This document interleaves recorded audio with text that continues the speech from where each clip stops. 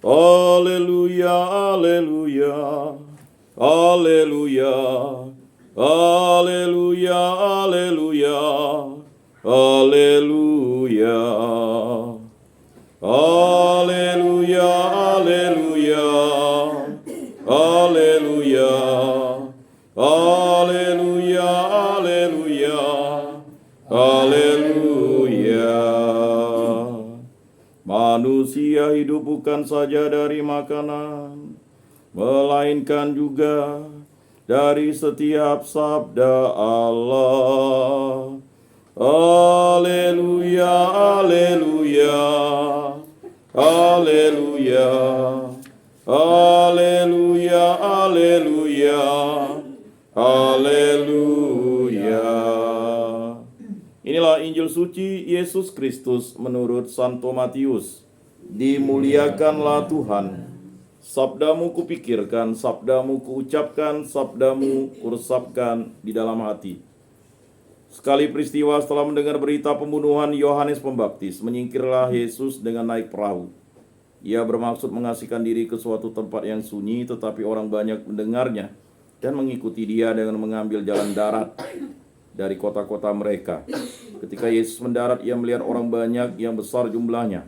Maka tergeraklah hatinya oleh belas kasih kepada mereka dan ia menyembuhkan mereka yang sakit. Menjelang malam, para murid Yesus datang kepadanya dan berkata, tempat ini sunyi dan hari sudah mulai malam. Suruhlah orang banyak itu pergi supaya dapat membeli makanan di desa-desa. Tetapi Yesus berkata kepada mereka, mereka tidak perlu pergi, kalian harus memberi mereka makan. Jawab mereka, pada kami hanya ada 5 buah roti dan 2 ekor ikan. Yesus berkata, bawalah kemari. Lalu disuruhnya orang banyak itu duduk di rumput. Setelah itu ia mengambil ke 5 buah roti dan kedua ekor ikan. Sambil menengadah ke langit, diucapkannya doa berkat, dibagi-baginya roti itu dan diberikannya kepada para murid. Para murid lalu membagi-bagikannya kepada orang banyak. Mereka semua makan sampai kenyang. Kemudian potongan-potongan roti yang sisa dikumpulkan sampai 12 bakul penuh. Yang turut makan kira-kira 5.000 orang pria, tidak termasuk wanita dan anak. Demikianlah sabda Tuhan. Terpujilah Kristus. Bapak Ibu saudara-saudara yang terkasih dalam Yesus Kristus, 2 bacaan yang kita dengarkan dan kita mungkin baca dari pagi, siang, sore, dan kita dengarkan sampai malam hari ini mengingatkan kita akan penyelenggaraan ilahi yang sangat perkasa dan sangat kokoh. Nabi Hanaya ini adalah seorang pembohong dan pendusta. Dia menjanjikan suatu janji manis kepada bangsa Israel bahwa dia akan bisa membebaskan bangsa Israel dari pemerintahan Raja Babel Nebukadnezar. Jadi terkadang tuh kebohongan itu sering bisa kita lakukan karena ingin kepentingan kita diakomodir. Jadi ada hal-hal yang mungkin kita bohong kepada orang. Oh bisa saya tolong, yang penting siapkan ini, siapkan itu. Ada pengobatan tradisional saya ingat beberapa belas tahun yang lalu itu. Jadi semua sudah disiapkan termasuk anjing hitam. Ujung-ujung dia bilang katakan ini jamnya sudah lewat. Ya udah selesai lah. Kalau begitu kita setengah mati cari anjing hitam. Sampai anjing tetangga saya di Sinar Pelita saya bawa. Untuk apa? Untuk berobat. Oh, untuk berobat sih boleh katanya. Kalau untuk makan enggak boleh kata tetangga saya. Udah sampai ujung-ujung tak jadi, ini jamnya udah lewat katanya. Udah itu kita kena marah lagi. Terkadang ada hal-hal yang kita anggap dia bisa menjadi penolong kita, rupanya dia juga ada syarat. Beberapa kali saya observasi misalnya pengobatan tradisional dan sebagainya itu seperti sulap. Tetapi anehnya ketika pulang dia takut hantu pula. Ini bagaimana dia ngobati orang supaya orang itu tak takut hantu, dia takut hantu. Aneh juga saya bilang kan. Aneh bin ajaib. Ini ada jin nih, jadi dia pasanglah paku kan di 4 penjuru rumah. Tak kan. Tapi habis itu dia pulang minta antar orang. Kita ini di rumah kok percaya orang seperti ini kan begitu. Nah mungkin itu refleksi kita ya. Terkadang kita lebih mempercayai perkataan orang yang bisa menjanjikan janji manis, janji manis. Bisakah menyembuhkan penyakit ini? Bisa, ya kan? Tapi ketika misalnya penyakit itu datang kepada keluarga, tidak bisa. Oh, memang tidak bisa, kalau untuk keluarga tidak bisa katanya. Nah, terkadang hal-hal semacam itu juga menjadi suatu tantangan iman kepada kita. Dan ini terjadi dengan Nabi Hanaya. Ya, dia bilang itu bisa dibebaskan karena Tuhan bersabda kepadanya. Terkadang kita itu kan berpikir Tuhan bersabda kepada dia, ya kan. Dalam gereja Katolik itu jelaslah seorang yang kita anggap sebagai imam itu adalah orang yang mendapat berkat dari Allah. Dan ya, seburuk apapun kelakuannya ketika dia mempersembahkan misa itu adalah misa Yesus Kristus. Jadi walaupun kita tahu, mohon maaf misalnya kalau ada cacat celah dari oknum ya, tetapi kalau dia di meja altar itu dia adalah suci, kudus. Walaupun perkataannya, ya kan, Yeremia pernah berkata bahwa dia sangat muda, orang akan menghina dia. Bahkan dia sampai ya memaki dan mengumpat. Bahkan Yesaya itu dia bilang, saya ini adalah najis bibir. Nah, kalau Yeremia itu dia bilang, saya masih muda Tuhan, ya kan. Tetapi apa dikatakan Yeremia kepada Nabi nih Hanaya ini adalah mengingatkan bahwa kebohongan yang kita tutupi itu akan berdampak, ya kan. Semua berkat ini dari Tuhan, Tuhan yang memberikan berkat ya. Jadi mohon maaf misalnya, ya. Saya ingat waktu outreach di suatu tempat di Jogja, di persekutuan doa. Saya pikir orang-orang ini orang sudah level lansia. Tapi rupanya dia dualisme. Di satu sisi dia percaya Tuhan, di satu sisi dia juga megang barang. Ya kan? Jadi itu pengalaman yang luar biasa spiritual. Gitu. Jadi dia dualisme aja gitu. Jadi dualisme itu berbahaya, dampaknya itu sangat berbahaya. Bahkan ada yang berani mengatakan semua ini adalah pemberian Tuhan. Ya kan? Betul, semua pemberian Tuhan. Tetapi dalam pemberian Tuhan itu, kalau kita bersaksi dusta, ada tipu menipu, itu bukan pemberian Tuhan. Makanya kita selalu menyesali dosa kita. Saya berdosa, sesungguh berdosa. Karena memang, ya kan, adalah sukar orang kaya masuk dalam kerajaan surga. Lebih mudah unta masuk ke lubang jarum.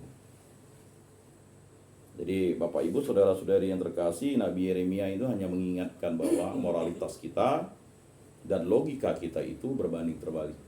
1 tambah 1 sama dengan 2, tetapi moral itu tidak bisa dihitung. Ya, 10 perintah Allah. Saya ingat Bapak saya dulu dengan Pastor Sekundus itu pernah melakukan dialog iman. Jadi sebagai orang Katolik itu kan dia kontennya harus bagaimana pikjen, ya kan, pikjen. Oh ya harus sempurna. Jadi kalau 10 perintah Allah harus kontennya 10. Ya. Oh kalau begitu, kalau misalnya konten masih 7, 8 bagaimana? Oh bagus. Oh tapi berarti kalau misalnya kita melakukan hal-hal yang melawan 10 perintah Allah tuh, kalau kontennya masih 7 bagus. Oh katanya kamu salah, moral Kristiani tidak seperti itu. Jadi dia harus total sempurna. Nah, kadang hal-hal ini kan bisa jadi persoalan-persoalan problematika di kita. Tetapi yakin dan percayalah bahwa sakramen Ekaristi itu menguduskan kita. Sakramen Ekaristi itu membawa dampak yang signifikan karena sakramen Ekaristi itu adalah tubuh dan darah Kristus. Maka sebenarnya 5 potong roti dan 2 potong ikan itu adalah ya, persembahan dari Tuhan, dikembalikan kepada Tuhan, dan Tuhan menggandakan berkat yang diberikan oleh Tuhan itu. Jadi 5 potong roti, 2 potong ikan ini sebenarnya sindiran kepada Yesus. Yesus ini buat susah kami ya para murid. Dah tahu tempat menyendiri, beli roti tak mungkin. Dah itu suruh kita kasih makan orang. Kan mustahil namanya. Mustajab lah kan begitu. Kadang hal-hal yang tidak kita bisa pikirkan, mustahil itu bisa terjadi kan. Ya. Bisakah kita bisa memberi makan banyak orang? Atau mungkin dari mulai, bisakah kita hidupnya berkecukupan ketika kita mulai dari hidupnya di misalnya di kampung? Kan kita tidak pernah tahu. Mungkin bapak-bapak, ibu-ibu, saudara-saudari terkasih ketika datang ke Pontianak tidak membawa apa-apa. Ketika sudah sampai di tempat ini, justru berkat mengalir. Kan begitu, itulah dia. Ya, kita tidak membawa apa-apa, kita akan kembali juga tidak membawa apa-apa, akan kembali kepada Allah. Berkat yang diberikan Allah kepada kita di muka bumi ini ya kita rawat, kita pelihara, kita jaga, bukan lalu kita takuti, takut hilang, takut ini dan sebagainya, tetapi perlu kita syukuri karena itu adalah berasal dari Allah melalui perantaraan banyak orang baik. Nah, itu adalah suatu berkat yang luar biasa. 5 potong roti, 2 potong ikan itu menandakan bahwa seorang anak kecil itu dia dengan total mencintai Tuhan dan mengembalikan berkat itu kepada Allah. Tujuannya adalah bahwa dia percaya penyelenggaraan Allah. Maka sudah sepantas dan selayaknya bangun pagi minimal tanda salib lah, kan begitu. Ini malah ini cari handphone tak handphone, handphone tak handphone, update status tak update status, orang tanda salib. Maka dalam setiap kegiatan kita, hidup kita di muka bumi ini, jangan sampai kita tidak disiplin iman. Makanya dalam kegiatan bimbingan penyuluhan saya kepada orang muda itu, yang paling utama kita buat jadwal rohani itu, jadwal rohani namanya. Jadwal rohani itu adalah jadwal sehari-hari dalam setiap hari itu. Misalnya kita bangun pagi, sebenarnya memang efisien itu jam 4 kan. Bangun jam 4 langsung doa. Ya kalau tidurnya jam 9 kan. Kan tidur itu kan 7 sampai 8 jam ya. Di sini kan banyak orang kesehatan kan. Tidur terlalu banyak juga tidak baik. Hidup kita itu sebenarnya sepertiganya adalah mati. 24 jam sepertiganya mati. Yang bisa menghidupkan kita kan Tuhan Allah. Ya kan, melalui perantaran banyak orang, ya kan. Kalau misalnya kita tidur lalu kaku, lalu tidak bangun-bangun, ya udah selesai kan. Maka minimal lah kita tanda salib, minimal lah minimal. Ya. Nah, kita tidak tahu hidup kita, penyelenggaraan kita sampai kapan. 1 detik pun kita tidak tahu apa yang akan terjadi. Tapi Allah telah mempersiapkan itu bagi kita. Begitu juga apa yang terjadi dengan para murid. Aduh, Yesus dibuat kerjaan lagi, buat kerjaan lagi. Sama seperti kita. Hari Senin, aduh, kerjaan lagi kan begitu. Ya kan? Maunya dalam lubuk hati saya ngapain lah saya pergi ngantarkan komuni lagi hari Senin nih. Capek rasanya, baru datang dari Bengkayang 8:30 kan. Untuk meredakan capek nyanyi-nyanyi sebentar, itu tidur 10:30, dah itu bangun lagi. Bergulat lagi, apalah saya bangun-bangun pagi-pagi untuk misa pagi. Ya. Nah, tapi kadang ada sesuatu yang jahat tuh dalam pikiran tuh. Tidurlah dulu nanti bangun. Tahu-tahu kebablasan kayak hari Sabtu, lalu bangunnya jam 6. Aduh, enggak bisa pagi lagi. Hati-hati. Jadi banyak tantangan. Ya. Asik buat YouTube tentang rohani, tapi kok tiba-tiba orang nge-share tuh yang waduh, saya bilang kan, ini harus kuat iman nih kan begitu. Kalau pakai Imron sakit, kalau pakai iman ya bisa. Tantangan semakin kuat begitu. Jadi semakin kita dekat dengan Tuhan, semakin iblis itu menggoda kita. Semakin kita jauh dari Tuhan, iblis tak perlu goda, orangnya udah kalah kok. Ngapain gitu Pak. Maka ada kesaksian teman saya tuh. Ya kan? Itulah Bang katanya. Ngapa? Saya tanda salib lalu kecelakaan patah tangan. Enggak tanda salib 120 pun naik motor King, enggak ada saya kecelakaan. Justru itulah hari terakhir kamu. Tapi Tuhan hanya memberikan pengajaran saja kepada kamu patah tulang. Sekarang dia udah PNS. Dulu Pekman dia, preman. Ketemu adik saya turne di sana, bawa dia ke gereja, mau dia sekolah. Habis itu dia ngekos tempat saya, tanya kan. Saya ajari komputer, ngekos, lalu dia pergi ke sekolah, dia tidak mau sekolah di Bengkayang, dia sekolah di Simpang 3. Habis itu dia tanya, enak tak kuliah? Enak kuliah tuh. Iya ke Bang, enak kuliah yuk. Enak. Kita ceritakan yang enak. Kuliah dia D3. Mau lanjut S1, lalu ada pembukaan di Bengkayang. Lulus ya. Ya kan?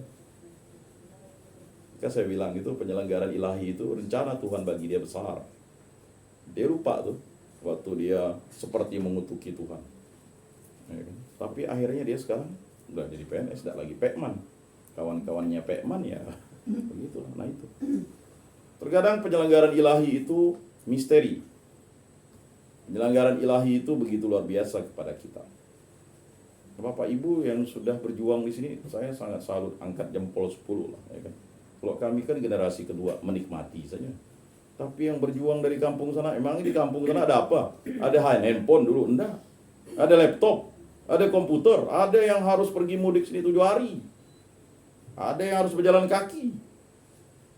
Pakai takin, ya kan? Palinglah mampu dulu, ya naik mobil pun mobil engkol. Ya kan? Punya sepeda, siapa punya? Dulu mana ada orang di kampung punya sepeda? Baru lihat sepeda di kota ini kan. Tahu-tahu di sini punya sepeda motor, bahkan mobil kan. Dahulu mobil tuh mungkin pegang pun bingung ya. Saya ingat dulu waktu di Tugu Katulistiwa, seorang supir tuh, baru ya saya pegang gini. Weh, jangan pegang katanya. Hah? Lama. Ini mobil pejabat nih, tangan kok kotor. Gila ya. Dibersihkan. Orang ini saya bilang. Luar biasa. Gitu juga dulu ada oknum aparat kan. Udah tahu mau nabrak saya dengan mama saya, bukan dia. Ini mobil dulu dilihat, lecet enggak mobil nih? Parah benar ini. Orang yang mau ditabrak itu bukan dikasih kur semangat. Mobilnya lecet enggak?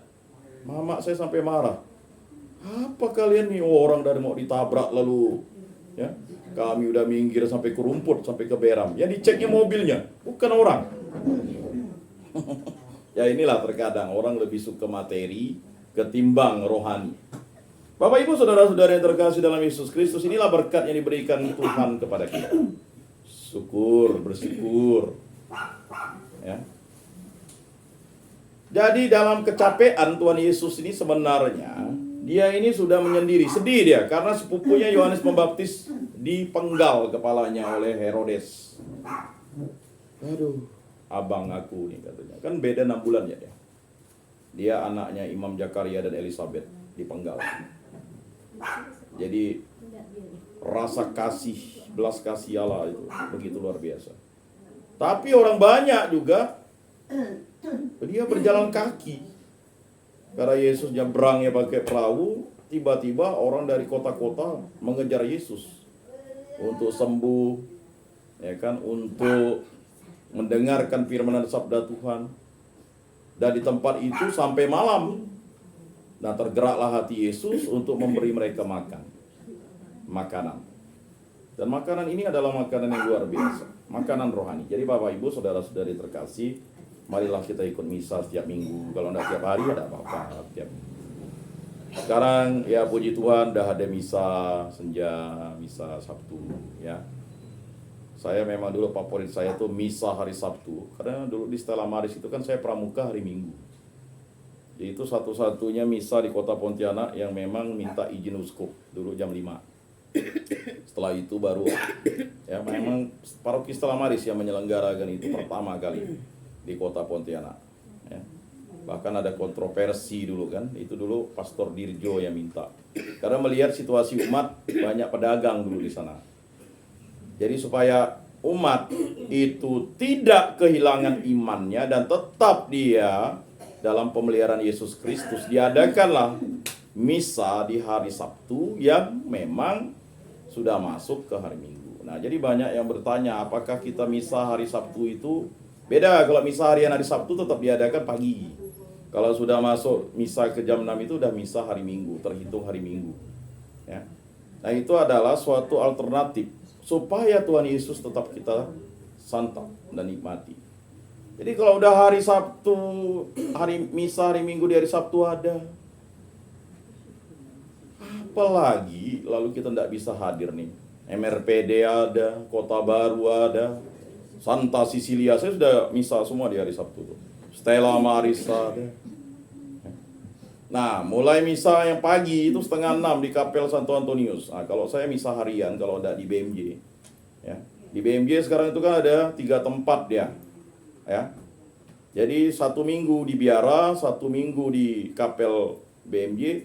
Hari Sabtunya itu tiap minggu atau 2 minggu sekali di Kapel PRR. Nah, jadi penyelenggaraan misa itu di situ. Nah, kalau di Rumah Sakit Santo Antonius itu memang udah lama itu di Kapel Santo Antonius. Nah, kalau sore pun ada 5:30 di Kapela Kuskupan Agung Pontianak di depan. 5:30 dari Senin sampai Jumat. Ya. Jadi silakan bapak-bapak menikmati santapan rohani yang diberikan Yesus kepada kita. Di semua paroki ada. Mulai dari paling terawal itu ya, BMJ jam 5, tapi jangan jam 5 udah lewat dah. Ya, jam 5 kurang 5 lah, ya. Lalu nanti setengah 6 Kapel Antonius, jangan setengah 6 kurang 5. Lalu nanti berderet semua paroki ada. Ya.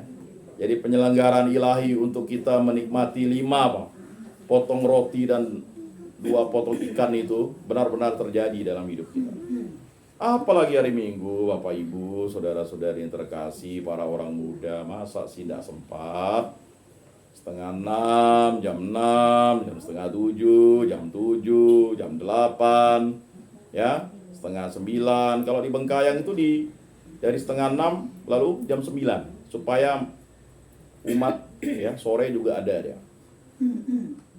Ya. Jadi tidak ada waktu itu kita tidak misa. Kemana Singkawang? Ada Santo Fransiskus Assisi. Ngabang ada salib suci Ngabang. Mau di mana? Putu Sibau. Waduh, tinggal cari. Jadi aneh kalau orang itu tidak sembahyang pada masa sekarang. Ya, misa lah sebelum dimisakan. Oh, ya perlu juga ya. Di oplet tuh sembahyang lah sebelum kamu disembayangi. Wih, ngeri juga ya. Jadi Bapak Ibu, saudara-saudari yang terkasih, penyelenggaraan Tuhan itu mari kita nikmati. Ya. Jadi jangan kita menipu. Saya Katolik. Ini kan sama kayak saya Katolik. Tenang ya. Nggak ke gereja tuh nggak masalah. Karena saya Katolik kan nanti aku dosa ya. Napas ya, Natal Paskah ya. Nggak begitu. Itu menipu Tuhan itu berbahaya. Dan akibatnya apa? Iman kita mati. Nah untuk itu mari kita membangun. Saling mengingatkan. Marilah kita misa. Minimal ya doa pagi kalau setiap hari ya. Bahkan misa online bagi Bapak Ibu lansia yang tidak mampu ya. Tidak mampu dalam artian payah misa pagi. Kan ada sekarang. Luar biasa setelah Covid ada misa online. Ya, silakan untuk mendengarkan firman dan sabda Tuhan. Dan di lingkungan kita marilah kita ikut ibadat lingkungan. Jangan pakai balas-balasan. Oh, ibu itu tak pernah ke rumah saya. Saya pun pandai lah nanti cari hari. Apa tak pergi? Aduh, kucing saya beranak. Banyak lah. Macam-macam lah ceritanya kalau udah ngindar tuh. Apa tak pergi? Aduh, ya kan saya ngurus, ya kan. Sapi saya beranak kembar, kan begitu. Agak susah beranak kembar sapi memang, langka. Jadi kalau orang, ya kan. Nah, ngapa tak pergi, ya kan? Tikus saya tuh lagi hamil, kan. Aduh, macam-macam lah alasan. Ya, tenang ya Bu, ya kan. Lain kali lah, lain kali. Selalu kita bilang lain kali dan lain kali. Nah, ini yang juga menyebabkan kita menjadi iman kita dangkal. Padahal komuni itu persekutuan adalah kita benar-benar bersatu bersama. Nah, mari kita tingkatkan. Tidak ada masalah yang tidak bisa diatasi oleh Tuhan Yesus. Memang pegadaian mengatasi masalah tanpa masalah, habis itu ada masalah dia. Kita tak punya harta lagi kan. Udah gadai tak bayar, habis lah. Ya. Apalagi zaman resesi ini ada 2 tahun katanya 2024, 2025, 2026. Marilah kita berhemat, ya, efektif, efisien ekonomis, ya. Naik harga-harga mulai naik, melambung tinggi, ya. Perang terjadi, ya kan? Naiklah semuanya, ya. Dan itu bisa memicu konflik rumah tangga, perpisahan rumah tangga dan sebagainya. Ya. Ekonomi bagus, niatnya juga malah tidak bagus dan sebagainya. Orang ekonomi bagus harusnya membagi berkat, tetapi justru malah menjauh, ya, menjauh. Ya. Maka Matius 7 ayat 7 kan jelas, mintalah maka kamu akan diberikan. MCK kan, carilah maka kamu akan mendapat, ketuklah pintu maka akan dibukakan. Ya kan? Matius 1:23, ayatnya cantik itu. Immanuel, Tuhan beserta kita. Matius bab 1 ayat 23.